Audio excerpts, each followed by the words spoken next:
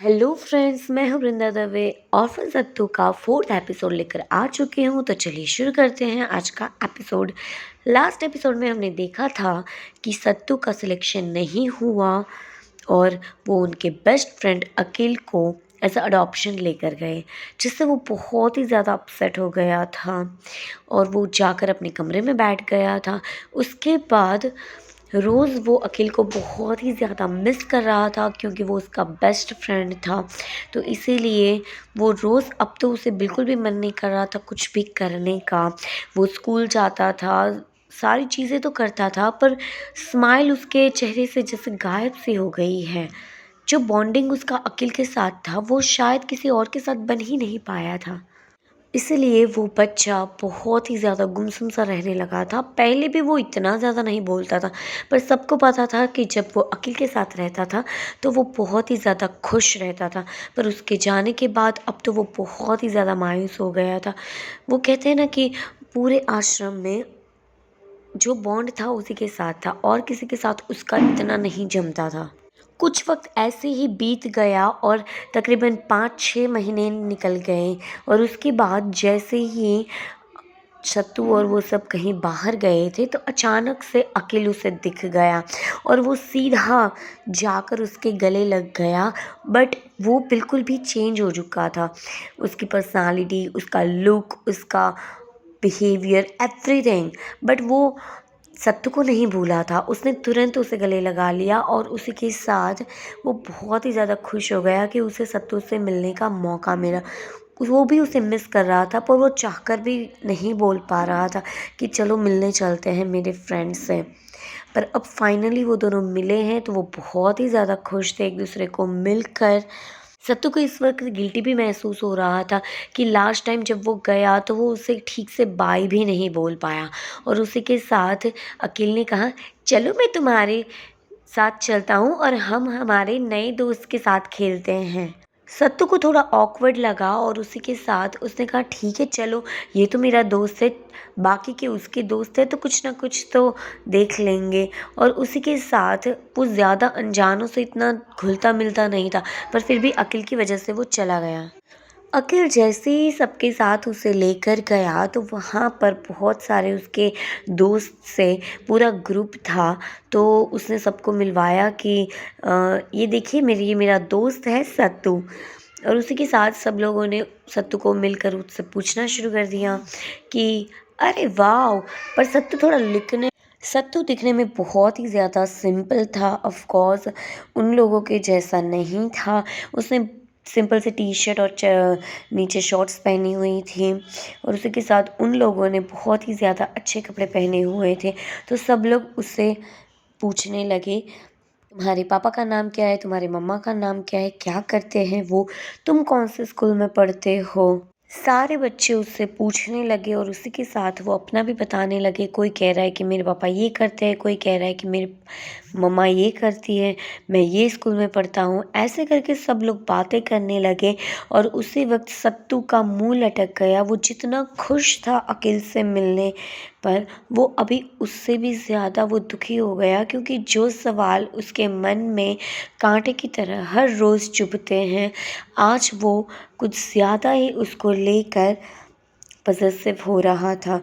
जैसे जैसे वो बच्चे सारे सवाल पूछ रहे थे वैसे उसके अंदर दर्द अजीब सा बढ़ रहा था और वो कह नहीं पा रहा था कि उसके पास ना ही माँ है ना ही पापा है, कुछ नहीं है उसके पास। पर फिर भी सबके ज़्यादा पूछने पर उसने कह दिया कि मेरी फैमिली नहीं है और मेरे मम्मा पापा भी नहीं हैं। ये सुनकर सारे बच्चे बहुत ही ज़्यादा शॉक हो गए और वो उसे टीज़ करने लगे, अरे तुम्हारी मम्मा नहीं है, तुम्हारे पापा नहीं है, तो तुम्हारे लिए टिफ़िन कौन बनाता है और तुम्हें कपड़े, चॉकलेट्स, खिलौने कौन ला कर देता है, तुम रहते कहाँ पर हो। तभी उसमें से एक बच्चे ने कहा, अरे पागल, ऐसे बच्चों को अनाथ बोलते हैं जिसके मम्मा पापा नहीं होते। तभी आपस में सब लोग बात करने लगे, तुम्हें पता है ऐसे लोगों के पास कपड़े नहीं होते हैं। हम जब एक बार गए थे ना तो हम ऐसे ही ऑर्फनेज में कपड़े डोनेट करने के लिए गए थे, तो हम जैसे कुछ डोनेट करते हैं तभी ये लोग पहन पाते हैं। उसमें से एक बोलने लगा, अरे तुम्हें पता है, इनको तो उनका बर्थडे भी नहीं पता होता है। यही सब कुछ सुन सुनकर सत्तू बहुत ही ज़्यादा दुखी हो गया और अकिल भी समझ रहा था, क्योंकि वो ये ज़िंदगी जी चुका है। माना कि अब वो, उसकी फैमिली भी है, सब कुछ है उसके पास, पर ये सारी चीज़ों को बहुत अच्छे से समझता था। पर वो भी छोटा बच्चा था, वो भी इस चीज़ को कैसे हैंडल करे उसे समझ नहीं आ रहा था। और सत्तू वहाँ से जाने लगा और अकिल भी उसके पीछे पीछे जाने लगा। और पीछे सब लोग पूछते रह गए, तुम्हारा बर्थडे कब है? और सत्तू बिना कुछ बोले वहाँ से भागने लगा और अकिल भी उसके पीछे पीछे भागा। और तभी बहुत मुश्किल से सत्तू ने अपने आंसुओं को छुपा कर रखा था और अकिल के रुकने पर वो कहने लगा, मुझे तुमसे कोई बात नहीं करनी है। मेरी गलती हो गई कि मैं तुम्हारे साथ यहाँ पर तुम्हारे दोस्तों को मिलने आ गया। अब तो तुम्हारे नए फ्रेंड्स बन चुके हैं ना, तो अब तुम उन्हीं के साथ खेलो, मुझे नहीं खेलना है तुम्हारे साथ। वैसे भी जब से तुम्हें फैमिली मिली है, एक बार भी तुम मुझसे मिलने के लिए नहीं आए, तुम्हें मेरी बिल्कुल भी याद नहीं आई, मुझे तुमसे बिल्कुल भी बात नहीं करनी है। तभी अकील कहने लगा, सत्तू ऐसा नहीं है, मैं भी तुमसे प्यार करता हूँ बहुत ज़्यादा, मैं भी तुम्हें मिस करता था, पर मैं कैसे आता।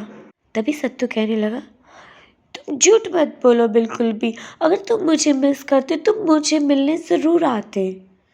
तुम बिल्कुल झूठ बोल रहे हो, तुमने मुझे बिल्कुल मिस नहीं किया। झूठ कहते थे तुम पहले मुझे कि मैं तुम्हारा बेस्ट फ्रेंड हूँ, आज मुझे पता चल गया तुम मेरे बेस्ट फ्रेंड नहीं हो, तुम मुझे अपना बेस्ट फ्रेंड मानते भी नहीं हो। अब मैं कभी नहीं आऊँगा तुम्हारे पास, मैं जा रहा हूँ। इतना कहकर वो वहाँ से चला गया और उसके साथ वो आश्रम में जा गया और अपने कमरे में ज़ोर ज़ोर से रोने लगा। और तभी वहाँ पर मॉर्टिन आ गई और वो उससे कहने लगी, क्या हुआ सत्तू बेटा, तुम ऐसे क्यों रो रहे हो? और तभी सत्तू ने जो कुछ भी हुआ वो बताया कि कैसे वो अखिल से मिला और क्या हुआ। और तभी उसने कहा, ऐसा क्यों होता है कि हम जब हमारे स्कूल और इस आश्रम की दूर और कहीं जगह जाते हैं तो हमें वो पूरी अलग दुनिया क्यों लगती है, सब हमें ऐसे अलग नज़रों से क्यों देखते हैं। मॉर्टिन को समझ नहीं आ रहा था कि वो सत्तू से क्या कहे और कौन सी लैंग्वेज में उसे समझाए। आखिर वो 6 साल का बच्चा था और कैसे वो उसे समझाए कि वो जो चीज़ें कह रहा है एक तरह से वो सही है। बाहर की दुनिया सच में अलग है उन लोगों से। जब वो पूछते हैं स्कूल में या कहीं और जगह कि तुम्हारा सरनेम क्या है, तो उनके पास कोई जवाब नहीं होता है। तुम्हारे पापा का नाम क्या है, तुम्हारे मम्मा का नाम क्या है, उनके पास कोई जवाब नहीं होता है। इसीलिए वो शायद सच ही कह रहा था। तभी मॉर्टिन ने उसे समझाया, तो क्या हुआ, वो कोई अलग दुनिया नहीं है। फैमिली, मम्मा पापा होना, ये हमारी आइडेंटिटी नहीं है बेटा, ये हमारी पहचान नहीं है। हमारी पहचान खुद हमसे होती है ना? जैसे कि तुम सत्तू हो, तो तुम्हें और किसी पहचान की ज़रूरत है क्या? अगर ऐसा ही है तो लोग हमसे क्यों पूछते रहते हैं कि आपकी मम्मा का नाम क्या है, आपके पापा का नाम क्या है? जब मैं उनसे बोलता हूँ कि मेरा नाम सत्तू है तो वो सब मुझे ये से क्यों पूछते हैं? तभी मॉडर्न ने उसको समझाया, लोग चाहे जो कुछ भी पूछे, तुम्हें खुद को समझाना है कि तुम्हारी पहचान सिर्फ और सिर्फ तुमसे है, किसी और से या फैमिली से नहीं। तभी उसने कहा, देखना मॉडर्न, मैं ऐसी पहचान बनाऊंगा खुद की, मैं बड़ा होकर इतना अच्छे से अपनी पहचान बनाऊंगा कि कोई मेरे नाम के अलावा और कुछ भी मुझसे पूछेगा ही नहीं। मैं ये चीज़ साबित करके रहूँगा कि मेरी पहचान सिर्फ और सिर्फ मुझसे है। खानदान, फैमिली, बर्थडे, मम्मा पापा, इन सब से नहीं। स्कूल में जब हमारे टीचर हमसे पूछते हैं कि बड़े होकर क्या बनोगे, तो आज मैंने डिसाइड कर लिया है, मैं बड़ा होकर अपनी एक खुद की पहचान बनाऊंगा और सबकी बोलती बंद कर दूंगा। जिन सवालों के जवाब अभी नहीं है मेरे पास, उन सारे सवालों के जवाब सिर्फ और सिर्फ मेरे नाम से साबित हो जाएंगे। तभी मॉर्डन ने कहा, हाँ बिल्कुल, क्यों नहीं, तुम ज़रूर करोगे ये चीज़। और वैसे भी हम उन लोगों में एक स्पेशल ताकत होती है, पता है क्या? जो लोग खुद से अपनी पहचान बनाने में विश्वास रखते हैं ना, वो उम्र से कहीं ज़्यादा पहले ही बड़े हो जाते हैं। जैसे कि तुम, मुझे पूरा विश्वास है कि तुम एक दिन सच में अपनी खुद की पहचान बना कर रहोगे और सब देखते रह जाएंगे, देख लेना। ऐसा कहकर उन्होंने सत्तू को गले लगा लिया और अब सत्तू के दिलो दिमाग में बस एक ही फितूर छाया हुआ है कि कैसे भी उसे अब अपनी खुद की एक पहचान बनानी है जो खानदान फैमिली से परे हो। हमारा एपिसोड यहीं पर ख़त्म होता है। तो आखिर कैसे बनाएगा सत्तू अपनी पहचान, कैसी होगी उसकी आगे की ये जर्नी। और आखिर सही कहा मॉर्टन ने, जिसके पास जितनी चीज़ें कम होती है वो उससे ज़्यादा उतना ही बड़ा हो जाता है। फैमिली, खून खानदान, जिसके पास ये सब कुछ नहीं होता वो सच में उनसे कहीं ज़्यादा पहले ही बड़े हो जाते हैं, क्योंकि जिम्मेदारियाँ उन्हें बड़ा कर ही देती है। तो देखते हैं आगे कि सत्तू कैसे अपनी खुद की पहचान बनाता है। तो चलिए मिलते हैं नेक्स्ट एपिसोड में। अगर आपको मेरी ये कहानी पसंद आ रही है तो प्लीज़ उसे लाइक, सब्सक्राइब और शेयर कीजिए। Bye bye. और कमेंट करना मत भूलना। बाय।